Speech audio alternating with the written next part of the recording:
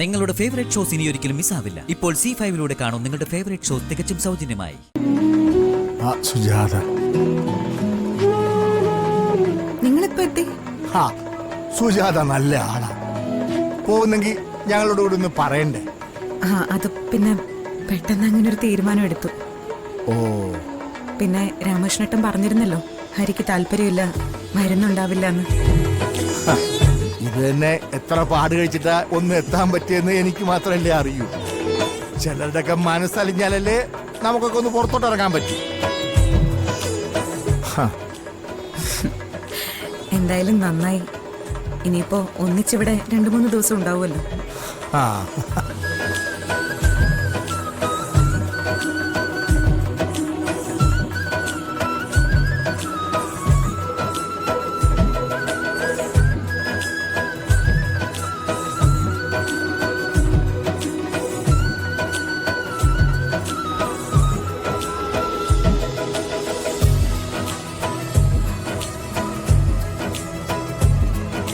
ഇനി ഇത് കഴിഞ്ഞല്ലേ മടങ്ങൂ രാമകൃഷ്ണേട്ട? അല്ല, അങ്ങനെ പറയാൻ പറ്റില്ല. ചിലപ്പോ ഒരു ചെല്ലപ്പനും ഇല്ല. എന്നെ വിളിച്ചാ വരുന്നു പ്രതീക്ഷിക്കുന്നെങ്കിൽ ഞാൻ വരുകയില്ല. ഞാൻ ഇത് കഴിഞ്ഞിട്ടേ ഉള്ളൂ. ആദി, ഇവരൊക്കെ ആരാ? ഞങ്ങളൊക്കെ ഒരു വീട്ടിലാ താമസിക്കുന്നേ. ഞങ്ങളുടെ ഹൗസ് ഓണർമാരാ.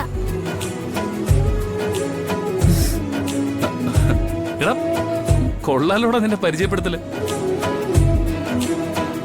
ഇതുപോലെ ഗൗരവം കാണിച്ചു നിന്നാ വേറെന്ത് പറയാനാ, അല്ലേ അമ്മേ?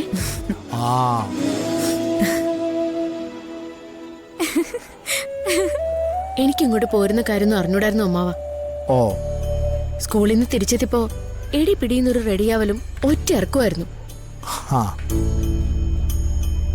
മോളെ, ചില കാര്യങ്ങൾ അങ്ങനെയാ, പെട്ടെന്ന് തീരുമാനിക്കപ്പെടും.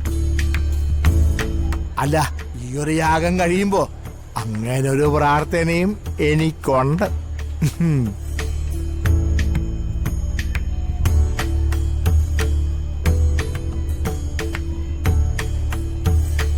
ദിയക്കുട്ടി, കല്യാണി എന്റെ ക്ലാസ്സിലാ പഠിക്കുന്നത്. അയ്യോ, എന്നിട്ടാണോ പരിചയമില്ലാത്ത പോലെ നിൽക്കുന്നത്? കണ്ടോ, നീ ആ കൊച്ചു ചോദിച്ചത് കേട്ടില്ലേ?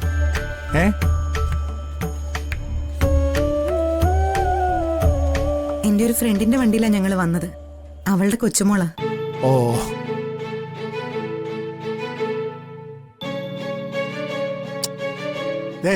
അച്ഛനെ പോലെ ബലം പിടിച്ചൊന്നും നിക്കണ്ട. 2-3 ദിവസേ ഇനി ഇവരുടെ കൂടെ നടക്കേണ്ട. വേണമെങ്കിൽ കൂട്ടായിക്കോ.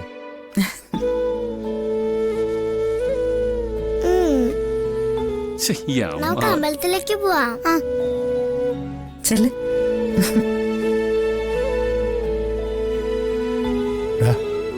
വേണമെങ്കിൽ കൂട്ടായിക്കോ.